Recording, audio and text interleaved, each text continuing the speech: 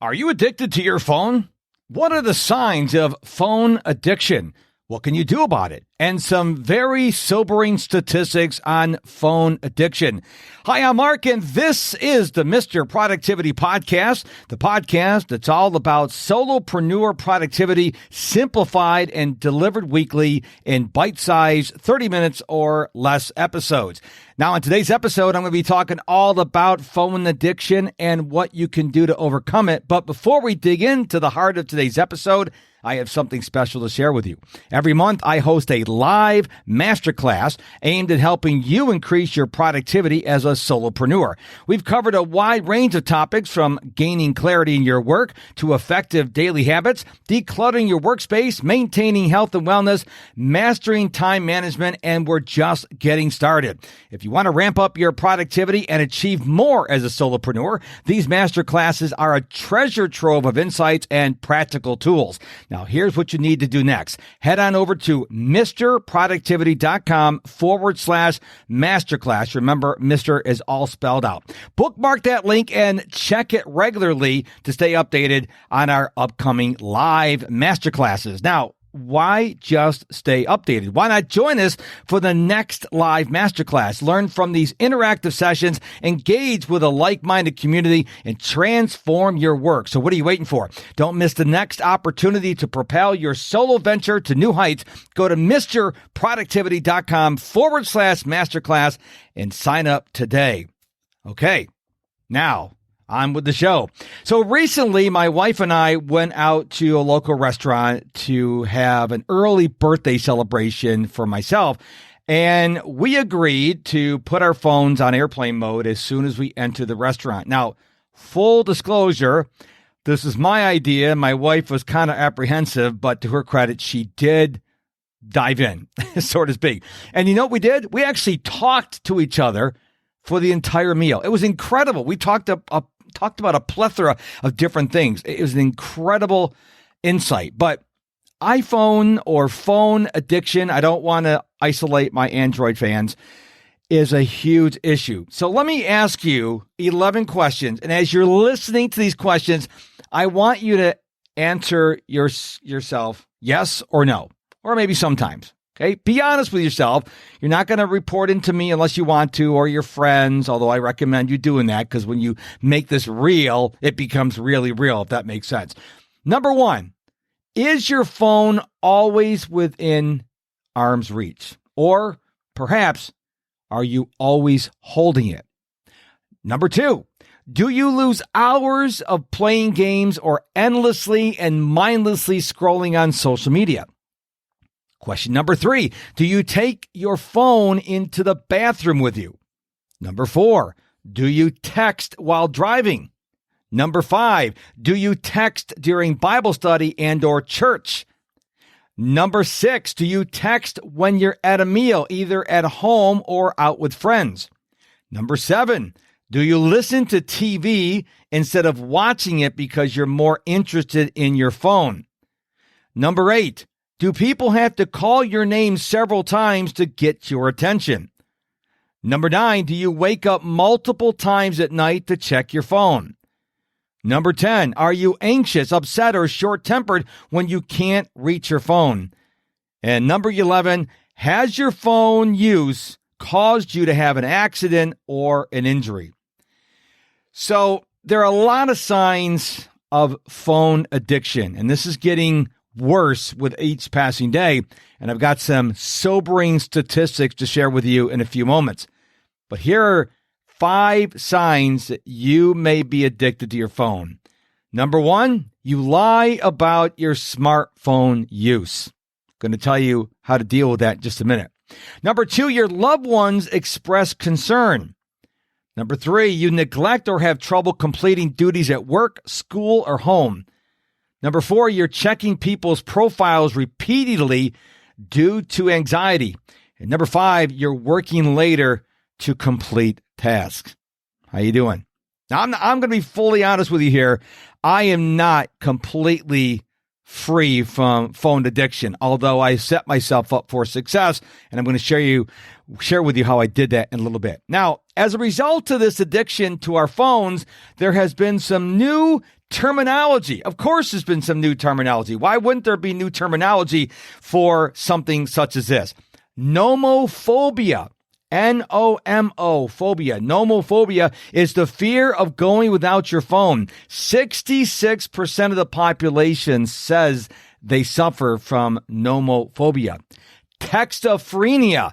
That is the fear that you can't send or receive text. You ever been someplace and you send a text and it says, can't send your message now? It's called textophrenia. Phantom vibrations. The feeling that your phone is alerting you when it really isn't. I don't have this problem because I turned off vibration mode on my phone years ago, but that's a real thing. And phubbing, P-H-U-B-B-I-N-G, phubbing, it's the practice of ignoring one's companion or companions in order to pay attention to one's phone or other mobile device. So let me just stop here just a minute here. We're just over 6 minutes into the episode, and I want to ask you how you're feeling.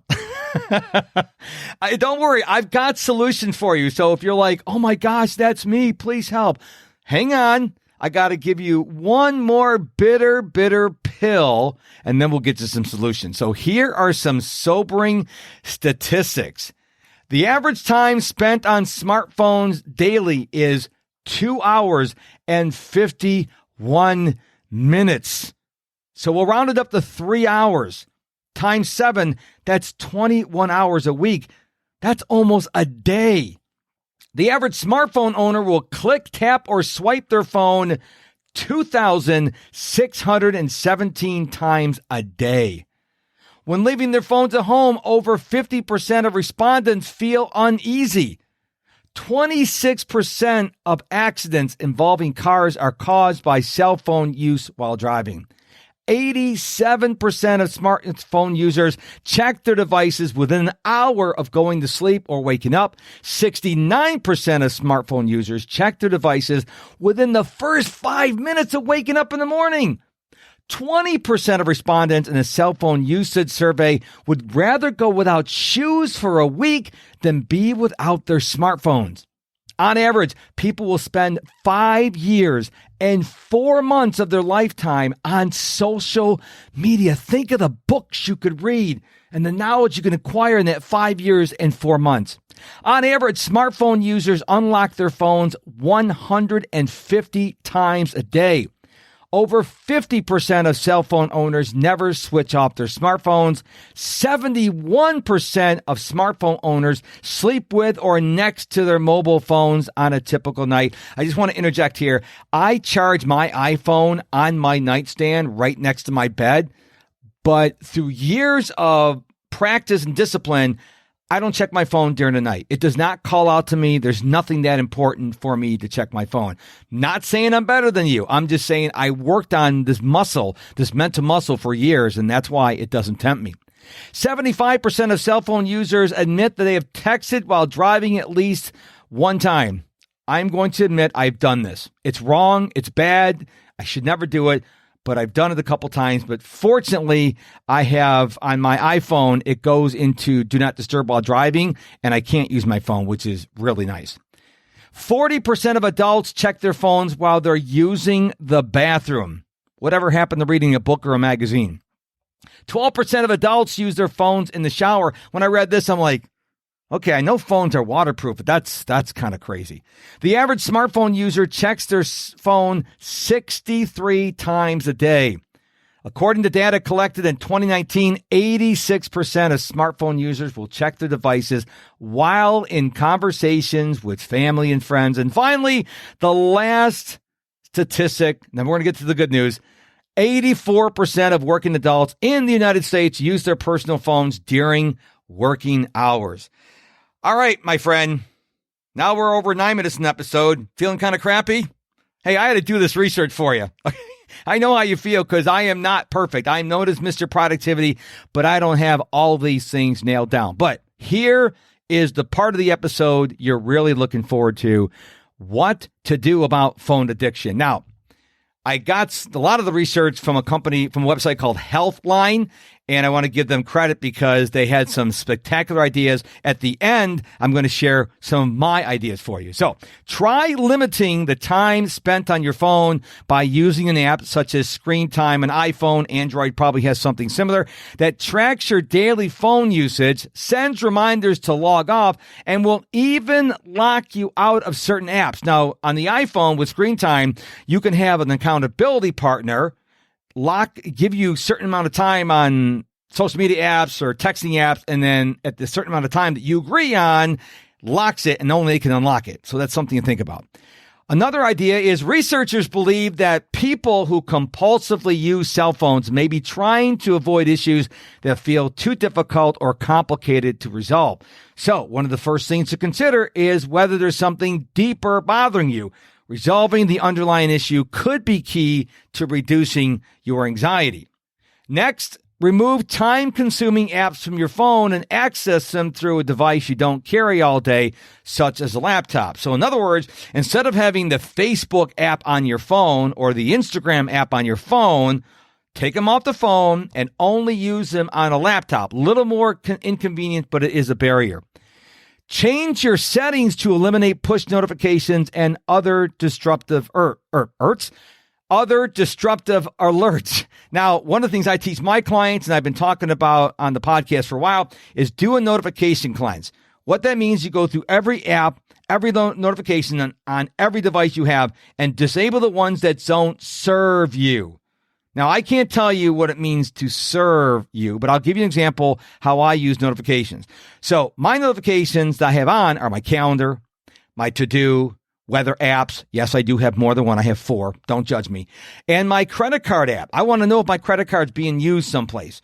So that's the apps I have. Those notifications serve me. Also, delivery. If I'm expecting an Amazon or some other delivery, I do have those alerts on as well. But I think I have 125 apps on my iPhone. I think maybe 7 have notifications turned on. So if they serve you, not because you want them, but they serve you, I would encourage you to leave them on. But if they're a distraction, turn them off. Another idea from Healthline is place some barriers around your phone use that will force you to think about what you're doing. In other words, create lock screen wallpaper with questions like why now and what for. Keep your phone out of sight. Charge your phone somewhere beside your bedroom. Again, I charge my phone right next to me, but I have developed a discipline. I don't check it. But if you don't have this discipline, put it in another room. Develop hobbies that feed your soul. Replace the games and social media apps with hands-on, real-world activities like meeting up with friends, creating music or art, or doing volunteer work. And the final idea from Healthline, adapt a growth mindset. Brief relapses, adjustments, and withdrawal symptoms are part of the journey toward a healthier phone use. Don't expect to get it right immediately. Expect some setbacks and learn from the experience. Now, here's some ideas from me. Use airplane mode. Like I shared in the beginning of the episode, my wife and I went to dinner recently. We put our phones in airplane mode so we could still take pictures of each other and of the restaurant and stuff like that, but we couldn't send them until we left the restaurant. Use focus mode or whatever the Android equivalent is, or put it on Do Not Disturb. Now, if you're not familiar, Do Not Disturb locks everybody out. Focus mode allows you to pick certain people and certain apps to get through. So I use 2 focus modes. I use sleep focus mode from 8 p.m. to 5 a.m. And then from 5 a.m. to 8 p.m. I'm on work mode. Now in work mode, my credit card can get through, FedEx deliveries can get through, Amazon deliveries can get through, the weather apps, calendar, to-do list, like I mentioned earlier, but nothing else gets through. So look into that on your device. Get an accountability partner.